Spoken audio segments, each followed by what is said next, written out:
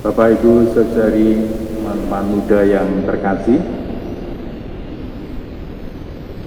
hidup sehari-hari itu selalu memunculkan nilai-nilai kebijaksanaan. Kita bisa belajar dari ciptaan Tuhan yang sederhana, semut, pohon pisang, pohon kelapa. Hal-hal sederhana itulah yang selalu menularkan kualitas hidup, kebijaksanaan, nilai-nilai yang sangat mengagumkan. Maka saya mengambil kesimpulan bahwa setiap ciptaan Tuhan selalu memiliki tujuan. Tujuannya tidak lain adalah memberi yang terbaik. Setiap ciptaan, termasuk kita didesain untuk dirancang menjadi pemberi-pemberi yang terbaik. Jujur dalam kehidupan kita, maka kita akan melihat bahwa lampu itu selalu menerangi. Kalau lampu itu padam berarti dia gagal produk. Lilin ini diciptakan memang untuk bernyala, memberikan terang, dan dia memberikan yang terbaik dalam kehidupan kita. Tanaman yang kita lihat di depan kita, buah-buah, itulah pemberian yang terbaik dalam kehidupan kita. Kalau tanaman itu nggak mengeluarkan bunga, apalagi nggak berbuah, berarti apa? Sia-sia hidupnya, gagal produk. Demikian kita juga dalam keseharian kita. Kalau kita lalai, lupa, berarti kita ini gagal produk. Kita ini diciptakan untuk menjadi pemberi-pemberi yang terbaik. Maka kita sekolah, kita belajar, ditempa oleh macam-macam masalah, apalagi di tengah pandemi ini. Kita perlu mengeluarkan yang terbaik dalam kehidupan kita. Kalau kita mengeluarkan yang terbaik, mempersembahkan yang terbaik, memberi yang terbaik, maka sebetulnya kita produk yang berkualitas. Tapi kalau kita gagal, pertanyaan kita adalah, kalau kita gagal mengasihi, kalau kita gagal dalam bekerja, tidak menuangkan, mengekspresikan pekerjaan itu maksimal, pertanyaannya adalah, apakah Tuhan itu ada di dalam diri kita? Maka saudara yang terkasih, lewat bacaan-bacaan hari ini, kita sebetulnya ditantang untuk memberi yang terbaik dalam kehidupan kita. Nah, mari kita belajar dari janda yang hanya memasukkan 2 peser. Dilihat dari nominalnya memang kecil, tetapi ternyata Tuhan melihat itu jumlah yang sangat banyak. Seluruh nafkahnya diberikan. Pemberian itu bukan soal besarnya, tetapi soal kualitas dalam memberi. Bagaimana janda ini sungguh-sungguh memberikan dari hatinya yang tulus itu. Saya mempelajari beberapa hal yang sangat indah, bahwa ternyata janda ini yang ditinggal suami, mungkin hidup sendiri, tetapi memiliki iman yang mendalam. Dia pergi ke bait Allah, bukan untuk mempersembahkan 2 peser itu, bukan, karena iman itu mengajak dia untuk selalu memperdalam, mengembangkan mutu hubungan dengan Tuhan. Jadi kita belajar hari ini supaya sungguh-sungguh kita mampu selalu memperdalam keintiman kita dengan Tuhan. Nah, iman itulah yang membuat kita pada akhirnya tidak pernah lelah memberi. Kalau kita ngomong jujur, saudara yang terkasih, banyak masalah ini karena kita menahan, menahan untuk memberi.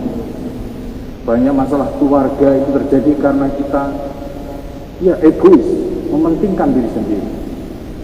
Hari ini Tuhan mengajar kepada kita supaya iman itu keluar, kelihatan dalam pemberian-pemberian yang terbaik, dalam sapaan-sapaan yang terbaik, dalam pekerjaan-pekerjaan yang terbaik. Ketika kita bersahabat dengan saudara-saudari kita, maka ini penting bagi kita supaya kita belajar untuk berdoa itu membangun iman lebih dalam, lebih akrab, lebih intim dengan Tuhan. Iman itulah yang mendorong kita keluar menjadi pribadi yang tangguh, menjadi pribadi yang tahan, ulet. Kita bertumbuh di tengah pandemi ini. Saya belajar lagi dari janda ini. Ketika iman itu bertumbuh, berkembang, tidak dangkal, tapi diperdalam hidupnya, dia memberikan apa yang dimiliki, kemampuan yang dimiliki, hanya 2 peser saja, tidak banyak. Memberi sesuai dengan kemampuan kita. Kita juga memiliki kemampuan-kemampuan yang hebat. Ada yang jago menjahit, kemampuan itulah yang perlu kita tularkan supaya tetangga kita atau anak kita atau siapapun, mereka kita ajari untuk menjahit. Kalau kita pandai mengolah makanan, pandai untuk juga membuat karya-karya yang mengagumkan, sudah saatnya iman mendorong kita menjadi sebuah tindakan, dan tindakan itulah yang membuat kemampuan kita tidak berhenti pada diri kita. Kita justru menjadi berkat bagi saudara-saudari kita. Maka mari kita gerakkan iman kita, sehingga iman itu menantang kita untuk solider, untuk kita peka, supaya kita berbela rasa terhadap saudara-saudari kita. Siapa di sini yang jago memasak? Ajari. Siapa yang di sini jago bahasa? Ajari.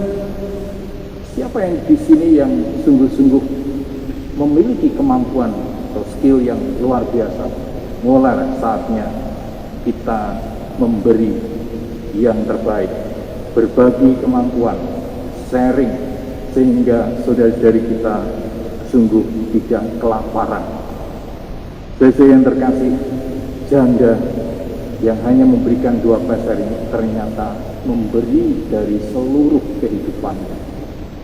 Mungkin setelah itu dia tidak punya apa-apa, tetapi dia percaya, janda ini percaya, Tuhan pasti memelihara, Tuhan pasti menjaga, Tuhan pasti melingkupi orang-orang yang baik di sekitarnya. Mari kita mulai melihat kehidupan kita sehari-hari. Saya punya sahabat, anaknya 4. Mungkin kalau dihitung dari gajinya nggak cukup, betul-betul nggak cukup, secara nominal nggak cukup. Tetapi Tuhan selalu menambah, Tuhan selalu memberikan yang terbaik, Tuhan selalu mencukupkan sehingga anak-anak bisa kuliah, lulus semua. Saudara yang terkasih, mari kita mulai melihat dan memperdalam hubungan kita dengan Tuhan, dan itulah yang membuat hati kita akan selalu menjadi pemberi yang terbaik dalam kehidupan kita. Hari ini Tuhan menaruh harapan kepada kita. Banyak di sekitar kita, saudara-saudari kita yang kekurangan.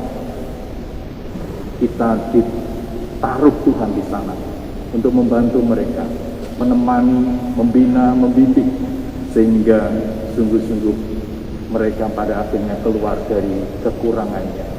Dan kitalah pribadi-pribadi yang diutus Tuhan itu. Saya berharap hari ini menjadi tanda bagi kita, setiap orang yang hadir di sini maupun yang mendengarkan, jadilah pribadi-pribadi yang berkualitas dalam memberi dimanapun kita berada. sehingga gereja itu selalu hadir, selalu menyapa, selalu menyentuh dengan kasih. Jangan pernah setiap orang yang datang kepada kita pulang dengan kecewa, pulang dengan sedih. Kita ditempatkan di muka bumi ini bukan untuk mengambil, bukan untuk mengeruk. Itu salah besar. Kita diciptakan untuk berkontribusi, memberi, menyumbangkan apa sih yang perlu kamu butuhkan, sehingga sungguh-sungguh gereja kita sangat menarik. Jadilah pemberi-pemberi yang terbaik dalam kehidupan ini. Tuhan memberkati. Amin.